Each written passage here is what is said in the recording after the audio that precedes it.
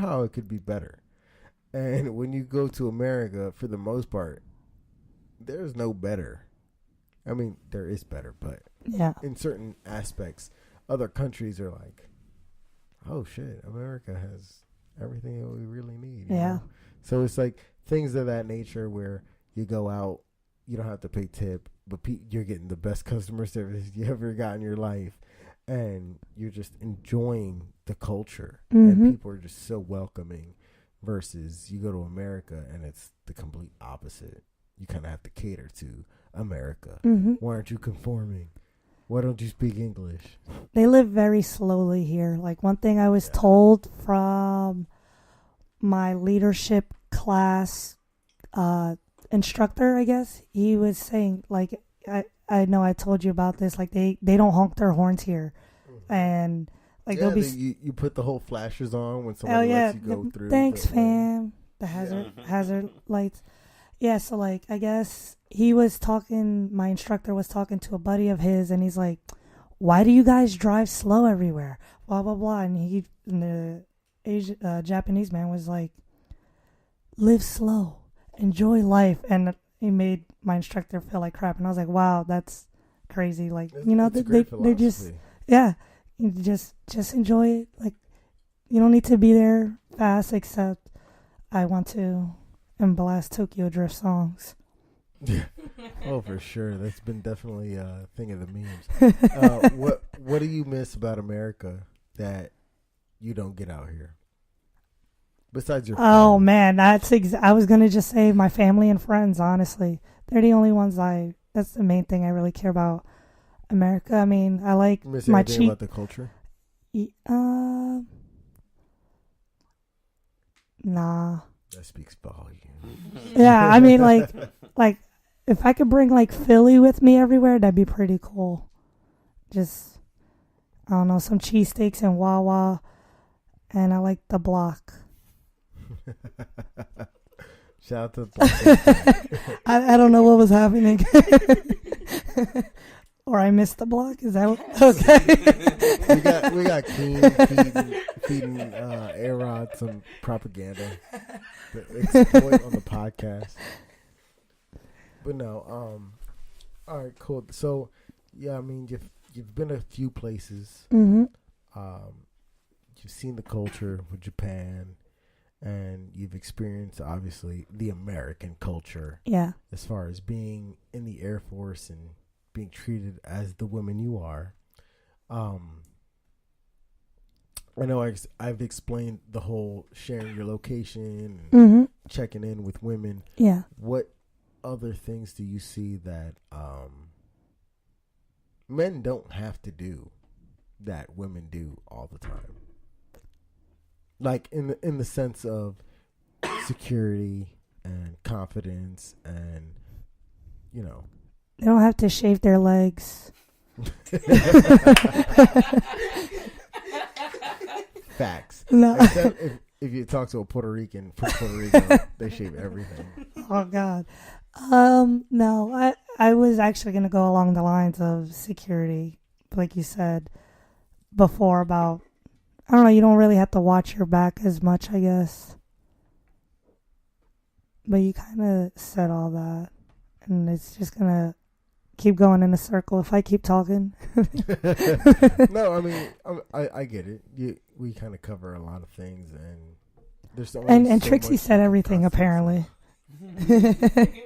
I mean, we covered a bunch of stuff. You know, granted, like I said before, it was Women's History Month. Yes. So I always wanted to get the aspect of a civilian going through the workforce and what they go through as far as understanding on how they get either treated, taken advantage of, or things that are expected of them but not expected of men in the sense of a degrading fashion. So the reason I'm talking about all this is because the military is a whole nother world monster when it comes to workforce, you yeah. know, and a lot of the military, like I'd say majority, and I'm sure people would agree, the majority of the military is men. Yes. And the way they assert their power and dominance over whoever their subordinates are, whether it be women or men. But a lot of times, you hear a lot of stuff because it's a male-dominant field. Mm-hmm. Sexual assault, sexual harassment, people, men taking advantage of women. And they think they could get away. Well, men can think they could get away with it sometimes in the military because they're a higher rank too. Exactly. Happens all the time. We were speaking about the whole HR thing. Mm-hmm. In a perfect world, you work at a space. And if you're feeling harassed or assaulted or anything, as far as discrimination goes, you contact HR and they're supposed to solve it. Yeah. But ain't nobody going to listen to a 3-month person versus a 10-year person who's been working in the industry for X amount of years. And it just gets swept under the rug and a vicious cycle constantly goes through. I just thought about this. So, like, one thing...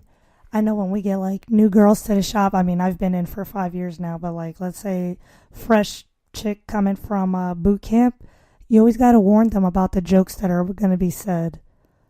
And or something will be said, like, they'll make, I don't know, we'll say, like, a rape joke. And then they'll quickly look at the female, like, oh, does that offend you? Like, can we say these things? And then you just give them, like, the one, like, you are blessed, say it, and that it never ends. I've been listening to them for 5 years. It never ends. It's crazy how social media has been this monster where you can't even joke. Like rape joke is not a thing now. Mm-hmm. It's like it's definitely a thing. If you're if you're in certain aspects or certain corners of certain jobs, you're like, rape jokes are definitely a thing.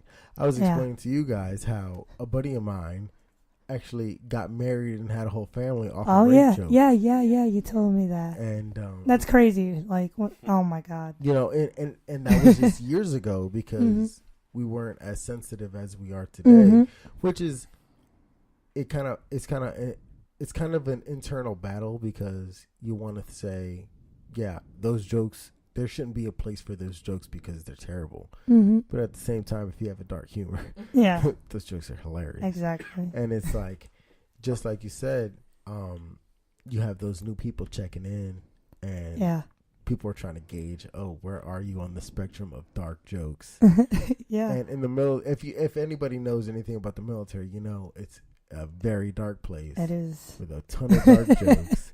And if you can't hang, you're going to be one of those casted, people who you are will be signs. The black sheep, black cat. No, black cat is something. Black sheep. It's black no, sheep. for sure, black sheep. Yeah, whatever. Everything is wrong here. It was a goat, and they said it was a dog. Remember? Talk about that. We're feeding a goat today, but the English language. I don't know if they have a very bad version of Google Translate. I think. Yeah, pretty much. Okay, let's just put it this way.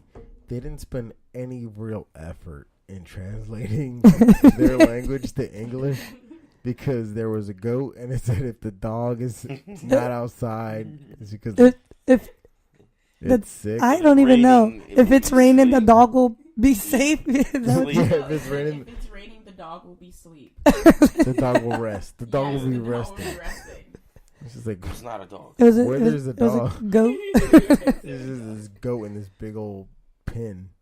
We're feeding it lettuce. Yeah. We saw a goat today. It was like a baby goat. We thought it was dead. It was breathing. Some lady was so concerned she had to notify one of the caretakers or the zookeepers or whatever it was. Oh yeah. The lady jumped the fence. She like smacked. She shook that lamb away. She didn't smack it up. She just shook it awake. Like, hey, are you good? The goat like woke up. She's like, oh, okay, it's cool. It's asleep. Just left the lamb like there. It's dead. And hopped right back out. Is there a difference in the insensitivity to things like that? Like in America, would it be different?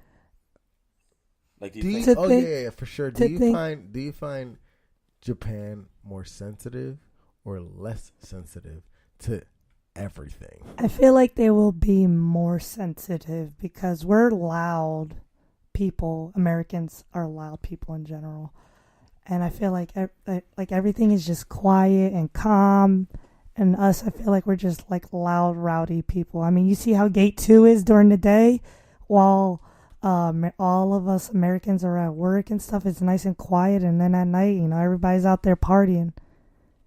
It's, mainly Americans out there.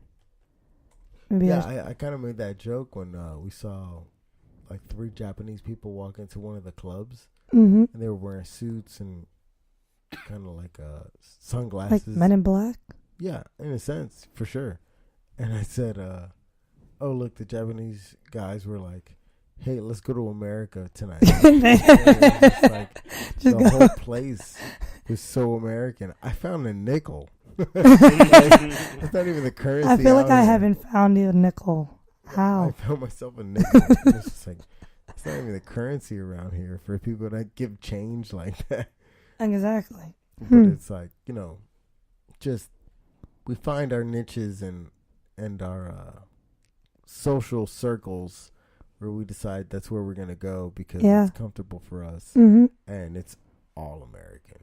Yeah. And it's nowhere near as nice as the Japanese. Exactly. I wouldn't know how to act like, I don't know if, I'm sure Japanese clubs are a thing and they have their own thing, but like, I feel like what would I do? I don't know how they are. Well, we've done a lot of karaoke. Oh, yeah. They Asians in general love karaoke because I did a lot of it in Korea. This has been the most awesome karaoke, yeah, good, era or what is it? Century experience. Oh, you said era, so experience that I've had the pleasure of actually experiencing. But needless to say, so stuff like that it's just been pretty wild. And do you think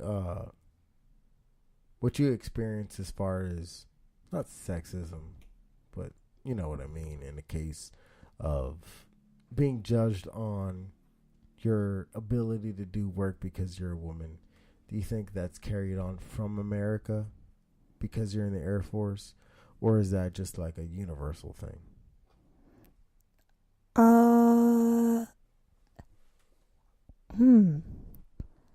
So yeah, it's so hard to.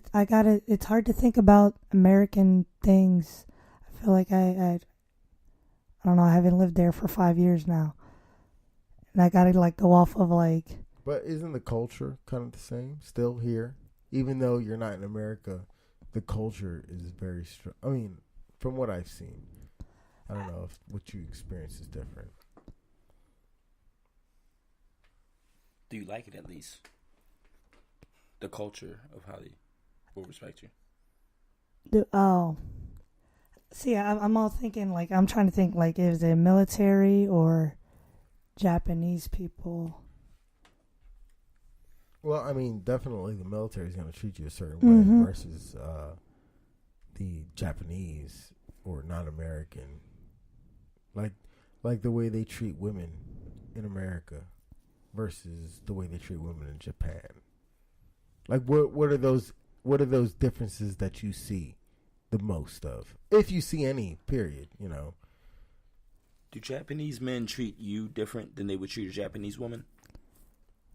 Ooh, it's a good question. Except I don't know the answer because all my friends are American, and I don't hang out with Japanese people, so I haven't really seen it myself. And I mean, I've took you guys where I go.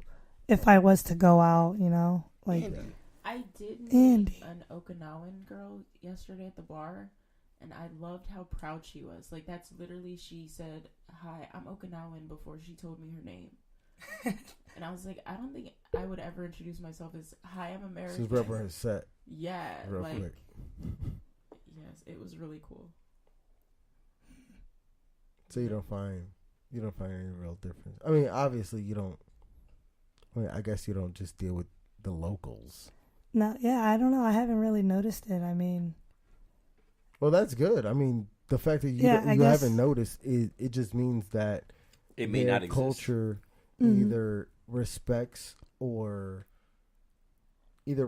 equally or more their women than the way that Americans do, which is perfect. I think that's great.